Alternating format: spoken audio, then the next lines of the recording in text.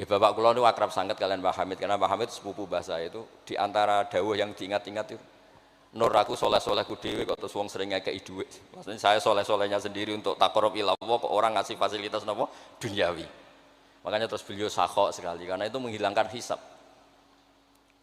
Jadi itu satu-satunya cara untuk menghilangkan apa? Hisab. Kan kita soleh itu inginnya dapat pahala di akhirat. Tapi di Indonesia itu baik. Orang soleh pun dapat fasilitas duniawi. Menjual kesolehan itu gampangnya Masya Allah. Sehingga yang nggak soleh pun pura-pura soleh. Dan itu akhirnya nyuwun sewu jadi materi. Dulu kita nyari ilmu ikhlas. Makanya kata Mbah Mun itu jadi santri lebih ikhlas dibanding kiai. Kok saged ya? Kowe nak dadi santri kok kiai sapa mbok cucup. Tapi nek dadi kiai koyo saingan. Karena kayak rival gitu. Jadi negara ini atau umat Islam ini enggak boleh dilatih difasilitasi Gus Ipul. Nanti agama ini menjadi bergantung wali napa? Kota. Saya ingin agama seperti zaman Pak Hamid. Izzul mu'min qiyamuhu billail. Atau syaraful mu'min qiyamuhu billail wa izzuhu istighna'uhu anin nas. Terus sing teko dan tentang mriki nak bengi tahajud terus yakin sujud itu kenangan terbaik, aset terbaik. Sehingga jenengan ra perlu hasud, aku ra wali kota, aku ra kiai gede, aku ra mubalek populer karena sudah punya nikmat sing khairan minad dunya wa ma fiha. Terus mengke menteri keuangan nggih kepenak, menteri wados wau Masanas nggih kepenak, mergi mboten dituntut macam-macam. Orang asik dengan tahajud, dengan sujud. Tapi kalau masyarakat kita ndak asik dengan tahajud, ndak asik dengan sujud, penggaweane demo nuntut pemerintah. Terus solusi bangsa ini tidak sekedar pemerintah itu baik, pemimpin itu baik, tapi rakyat juga baik. Kula nate matur teng Ki Hasib, putranipun Mbah Wahab. Kebaikan konsensus itu dimulai dari kita. Misalnya barokahnya orang Indonesia itu sholat. Itu banyak orang yang punya anak cantik itu dilamar orang kaya tidak mau hanya karena yang kaya raya ini tidak sholat. Padahal kalau nikah sama orang kaya ekonominya selesai. Padahal miskin sekali. Jadi rakyat itu pun heroik Gus Ipul. Demi cari mantu yang sholat itu direwangi di mantu melarat santri mergo sholat. Sing lamar sugih mboten sholat. Nah kalau rakyat sudah punya konsensus gitu, mereka tidak akan milih pemimpin yang terkenal tidak sholat, apapun baiknya sosialnya.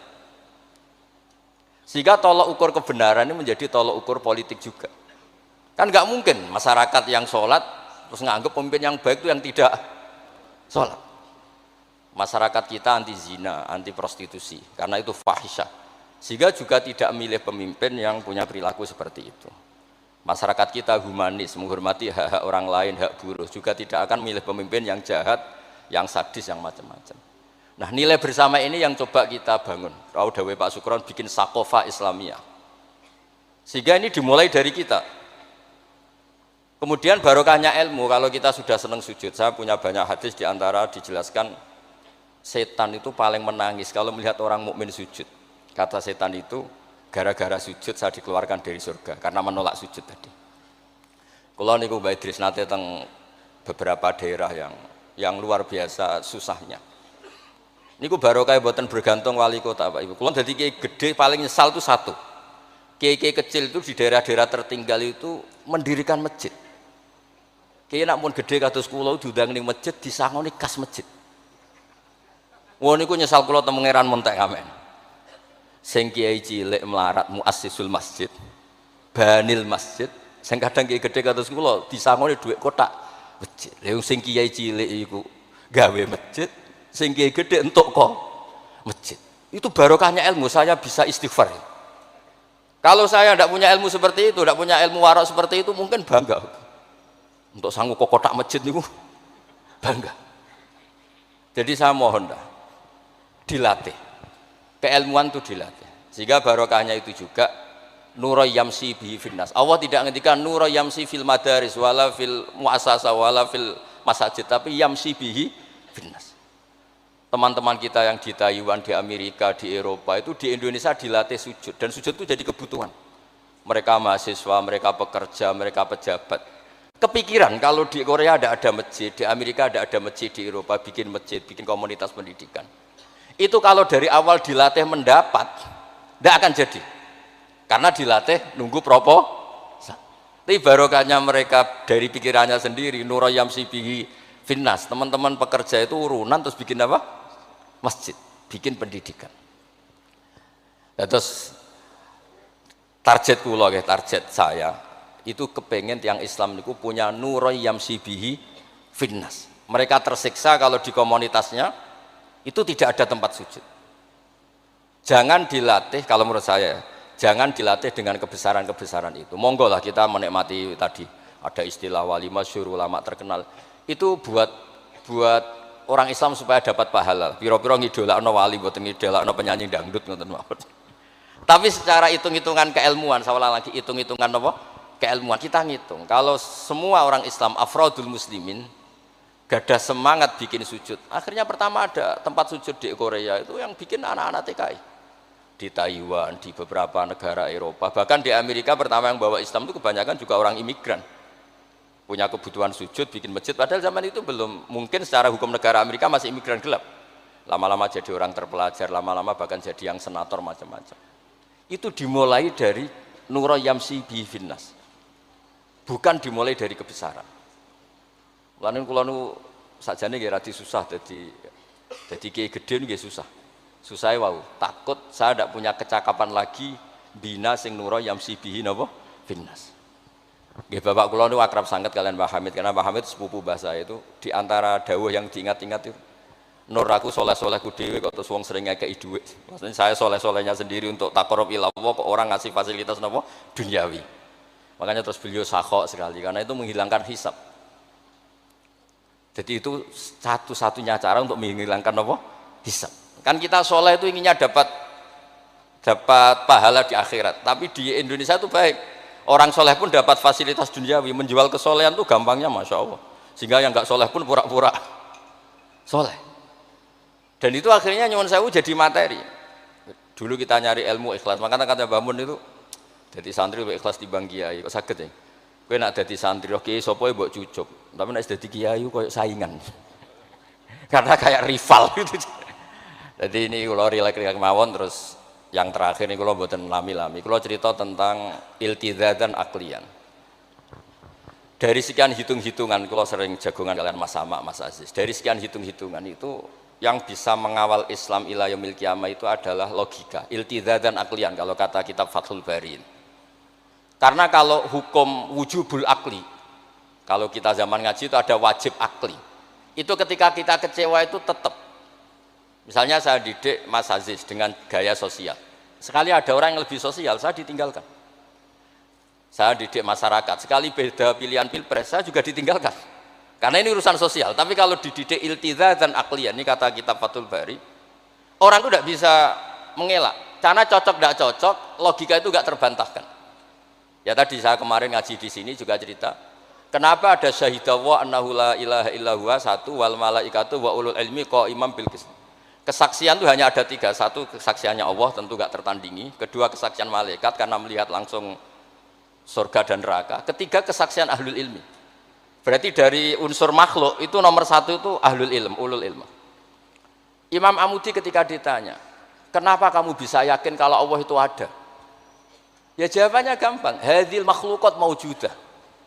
Ini makhluk ini maujud semua. Bagaimana maujudat khalaqahal adam? Bagaimana sesuatu yang maujudat kemudian penciptanya adalah nihilisme, sesuatu yang tidak ada. Sehingga Jubair bin Mut'im ini pemikir Arab top. Ketika Nabi baca surat Tur di antara ada ayat am khuliqu min ghairi syai'in, dia langsung Islam. Masa hadhil maujudat khalaqahal adam? Masa yang maujud diciptakan yang tidak maujud? Itu tidak masuk akal. Kemudian ada Sulhul Hudaybiyah. Sulhul Hudaybiyah semuanya merugikan Islam. Sampai Sayyidina Umar protes, alasta bi Rasulillah, alasna alal haqqi wa hum alal batil. Umar itu protes karena di antara perjanjian Hudaybiyah itu kalau orang Islam masuk kafir dibiarkan, kalau orang kafir masuk Islam dikembalikan. Semuanya merugikan Islam, tapi Nabi mau saja. Nabi hanya minta satu hal, ketika Sulhul Hudaybiyah nggak ada perang, orang boleh mendiskusikan Islam. Sama siapa teks yang dikatakan Imam Zuhri, fama futiha fil islami fathun kana a'zuma minhu, innama kanal kital haisul taqon nas.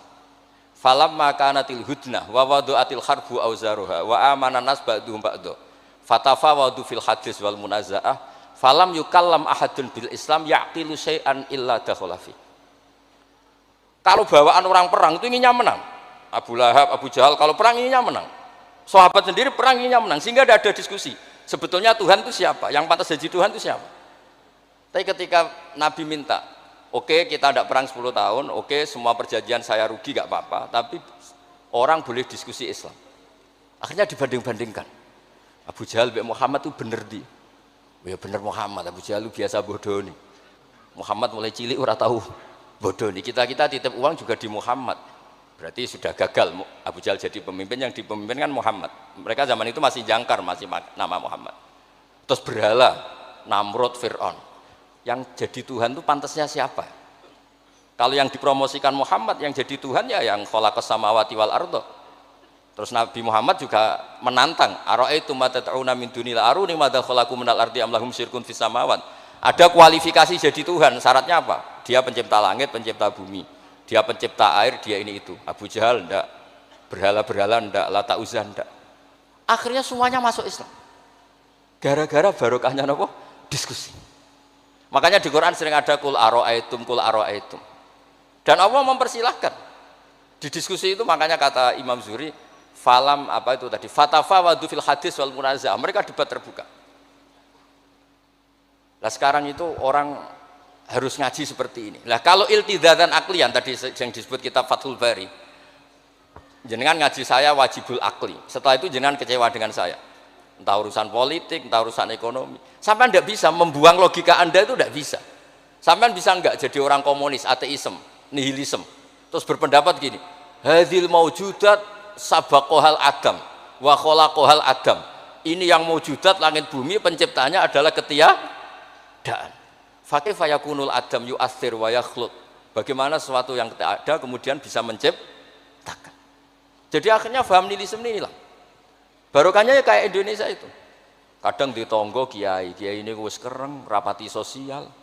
Ya tetap Islam. Mergo iso kecewa kiai tapi wong ora iso kecewa mbek napa? Islam. Beda pilpres, beda pilgub, dia tetap Islam. Bahkan orang nyun sewu yang masih suka mabuk, suka main perempuan, itu tidak pindah agama yang nyun sewu yang tidak melarang itu, tetap Islam. Karena logika yang dibangun Islam itu logika sing ma'ruf, logika sing makul, sehingga apapun kecewanya orang Islam. Nah ini pesannya Imam Ibnu Hajar al-Asqalani yang nyarai Bukhari, orang Islam itu harus didorong, berlatih terus dengan kekuatan iltizatan aklian. Dia punya kenyamanan berpikir. Karena agama ini liqaumi ya'qilun, liqaumi yatafakkar. Makanya dulu Nabi itu urusan sosial pun tuh Nabi kalau ngendikan itu mesti dilogika. Misalnya begini, ini yang urusan tauhid sudah sering saya jelaskan. Sebelum urusan sosial saya cerita Imam Tauhid. Saya berkali-kali cerita, Imam Amudi itu keramatnya itu karena guru matematika. Saya berkali-kali cerita. Terus kata Allah, silahkan ngajar malaikat saya tentang matematika. Itu malaikat diajarkan. Kenapa saya percaya Allah itu wajibul wujud? Beliau nulis angka 2, 3 sampai 1 miliar itu nisbatnya ke angka 1 itu nisbatul far'i ilal asli. Semuanya itu dinisbatkan ke angka 1, yang 1 itu dasar, yang lainnya itu far'un. Bu angka 1 miliar ya dimulai dari 1, 2, 3 dari 1. Berarti al aslu adalah Allahus somad kul huwallahu ahad. Gambar kayak apa ruwetnya juga dimulai dari 1 titik. Lah titik ini nuqtatul wujud, maka sirnya bismillah dimulai dari 1 titik.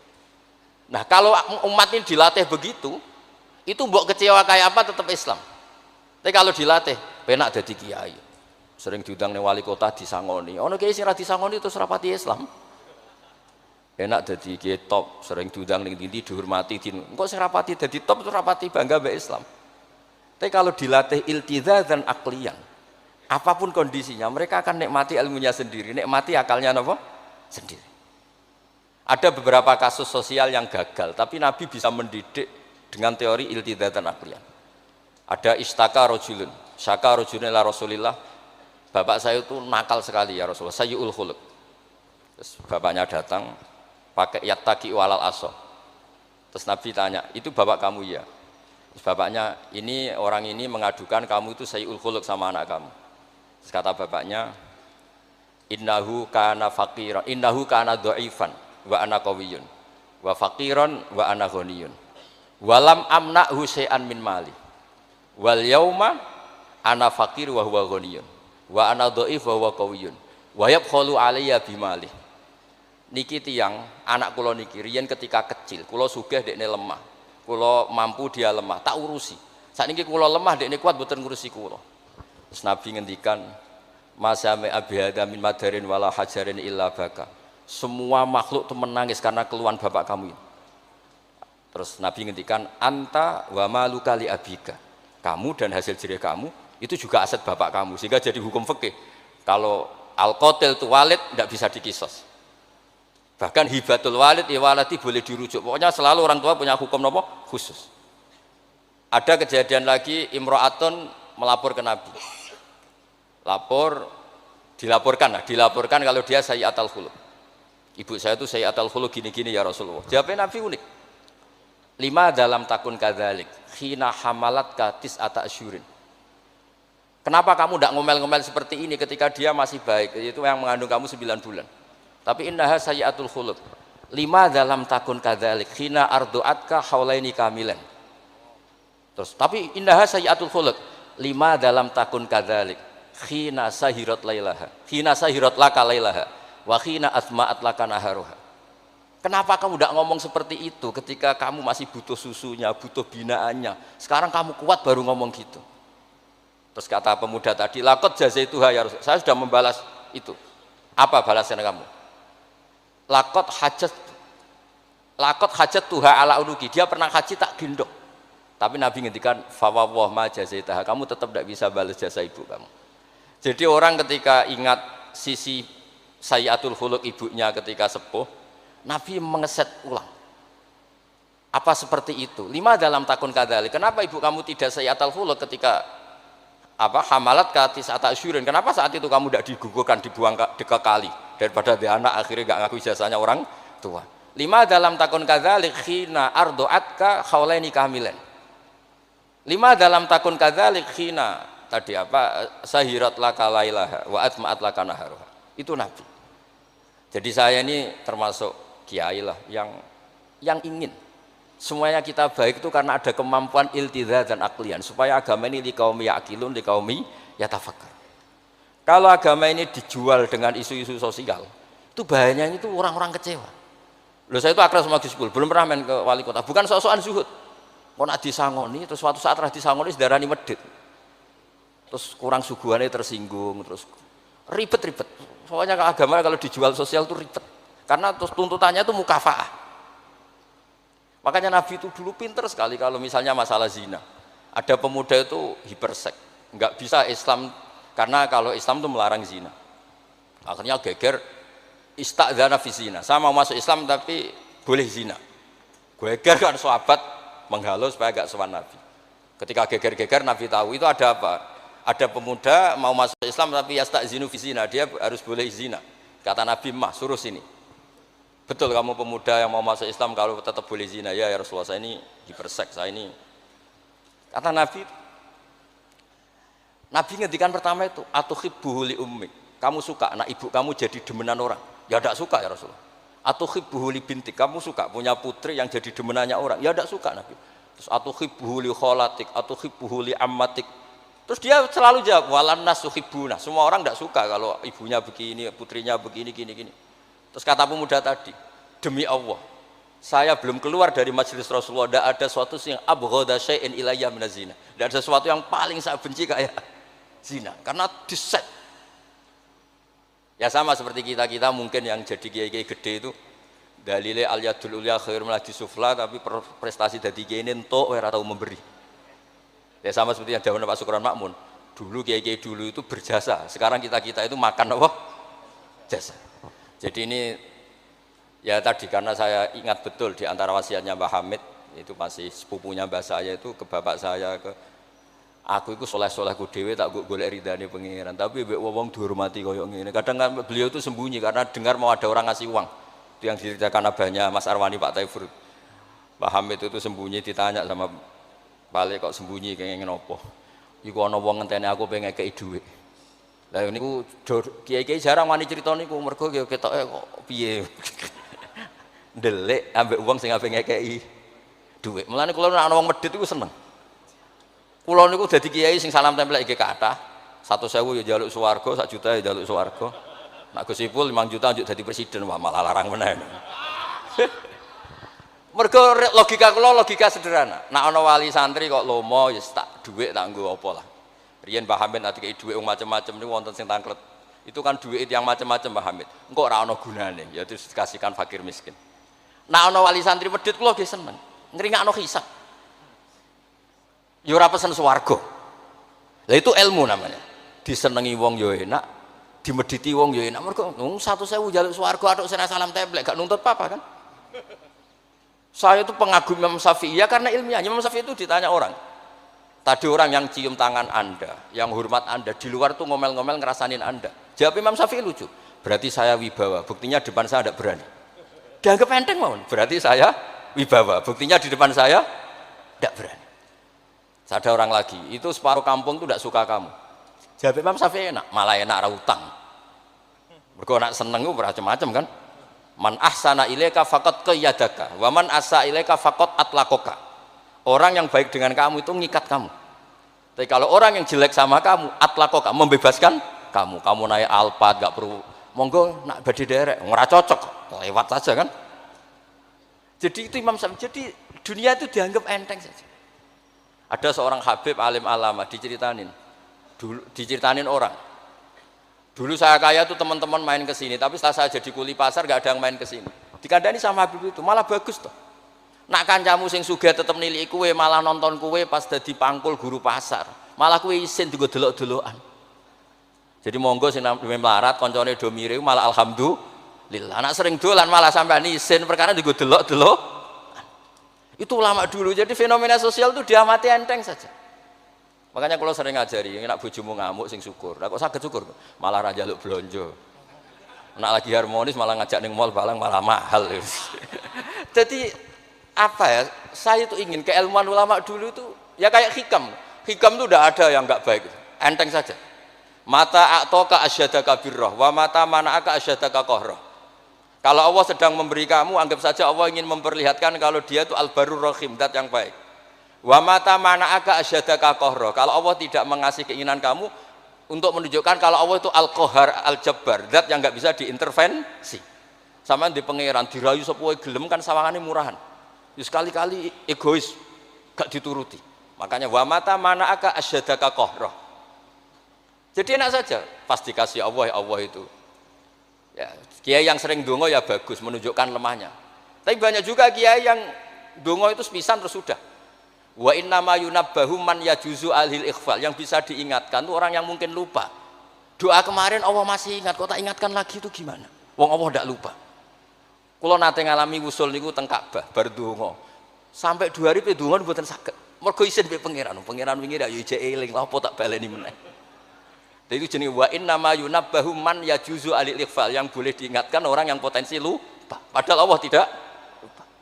Jadi makomnya wali itu ada yang seneng donga, dalil iftiqori wa tirori, ada yang enggak suka. Enggak sukanya bukan karena enggak mau doa. Karena doa yang kemarin-kemarin sudah dicatat dan Allah tidak akan apa? Lupa. Terus kalau suwun lah, ada iltizatan aklian dalam semua proses beragama kita sehingga agama ini tidak dipertaruhkan sama hukum-hukum apa sosial. Ya misalnya kawin, nah sampean kawin kadang dibojo macam-macam. Sampean nak eling kawin sunah Rasul, aghdulil basar wa ahsanul farji, selesai. Karena itu menguntungkan kita jadi ahsanul farji. Bisa mengekang kita dari zina. Tapi kalau sampean kawin nak bojone ramah seneng, nak bojone sayang seneng. Padahal ora pati sayang, kan sering kecewa. Mulang juga gitu kata Mbah Mun, kowe mulang niati merintahi pangeran. Jadi santri kowe paham ra paham ya seneng. Tapi nak sampean mulang kepen paham no jebule santrimu ra paham-paham. Kan gelok. Nah, Islam itu kata Imam Fathul Bari tadi, orang Islam itu harus dilatih iltiza dan aklian. Terus kata beliau, itu yang yu'abbiru anhu syara' bi halawatil iman. Itu yang dimaksud salasun mangkunna fihi wajada halawatal iman. Nikmatnya iman itu karena kita sudah menemukan apa iltiza dan aklian. Nggih ngoten mawon kula ni bagian logika kula kepengin jengben mboten usah kula Mas Mamak, Mas Aziz niki waris wali nih. Terus waris wali ya kudu keramat, aja mbae wali terus melok keramat putune tapi ra melok dadi wali niku. Wingi mun kula sukani kitab Khilatul Auliya dadi takkan daftar. Niku 8 jilid. Niku belajar sak jilid mun dadi wali. Napa malih nak 8 napa? Jilid. Iku saged bersaing kalian mbae niku. Nah, terus Mas Sama kalau sukani kitab Ithaf. Kitab Ithaf itu kata Mbah Mun seneng cerita kitab Ithaf. Dikarang Sayyid Zabidi, Murtada Zabidi. Itu kalau Mbah Hamid Pasuruan, misalnya Mbah Hamid, Mbah Dimyati, terus Mbah Mahfud, Mbah Abdullah, Mbah Abdul Manan, ini awaluman lazama min ahli Jawa nih Sayyid Sinten Zabidi. Dan kitab Ithaf itu Masya Allah, belum ada kitab nyarai Ikhya sampai 800 tahun kalau nggak 700 tahun. Kan Ithaf itu sekitar tahun 1300 Hijriah, Ikhya itu sekitar tahun 500 sampai 600. Ini nak nyarai itu semuanya ilmiah. Yang paling saya haru itu, ini sebagai penutup, yang paling saya haru itu ketika cerita sholawat. Nabi jadi Nabi itu setelah Isa dituhankan oleh penggemarnya. Sampai overacting, sampai Nabi Isa itu dituhankan. Monggo guys. Tapi terus Ithaf cerita, kalimat sholawat itu kalimah yang umat ini tidak akan overacting menuhankan Rasulullah Muhammad SAW. Karena Allahumma itu pemberi, Nabi itu penerima. Kita tetap mencintai Nabi yang luar biasa, tapi tetap Allah itu pemberi, Allahumma pemberi, Nabi Muhammad penerima. Sehingga nggak akan salah posisi, yang Allah tetap Tuhan, yang Rasulullah Muhammad tetap abduhu wa rasuluh. Barokahnya redaksi sholawat Allahumma sholli ala sayyidina Muhammad, yang Allah tetap Tuhan, yang Rasulullah tetap abduhu wa rasul. Apapun senang kita pada Nabi. Nah, itu juga barokahnya apa? Ilmu. Makanya kata Burda yang sering dikutip Sayyid Muhammad, kalau madha Nabi dakmat da'thun nasara fi nabihimi wahkum bima syi'ta madhan fihi wah takimi. Dan itu kalimat yang luar biasa, yaitu kalimatus sholawat, menunjukkan mahabbah ke Rasulullah, tapi posisinya Allah tetap al-mu'ti, Nabi tetap al-mu'ta, wa nabi wa injalla qadruh muhtajun ila rahmatihi ta'ala. Itu kata Sayyid Zabidi. Kayak apa barokahnya ilmiah? Sholawat yang redaksi kita baca terus, ternyata itu yang menjadikan hadil ummah tidak akan terperosok kayak orang-orang Nasrani. Nggih ngoten mawon, ngapunten Kang Kathah. Assalamualaikum warahmatullahi wabarakatuh.